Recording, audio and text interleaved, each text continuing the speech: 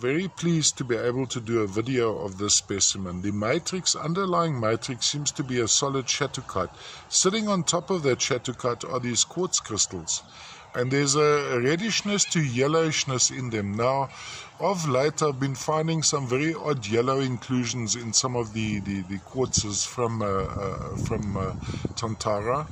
And in this case, I think we may even be looking at tiny little needles of goethite. But another possibility is, of course, as an inclusion, would be the duhamelite, which is often found in the Kaokaveld Plateau in Namibia, associated with the chattokites.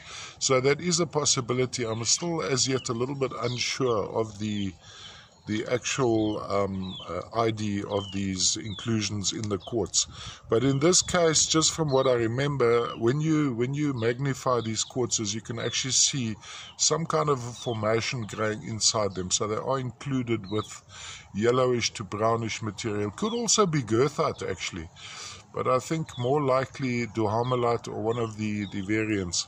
From a display point of view, you could have it on a turntable going around like that. Lovely crystalline aspects all the way around. It looks a bit dull on the video at the moment. It's actually a very, very bright lustrous.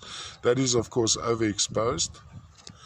Then when we look into these sections of the chattockite, or perhaps even planchite, I'm just going with chattockite for sake of ease.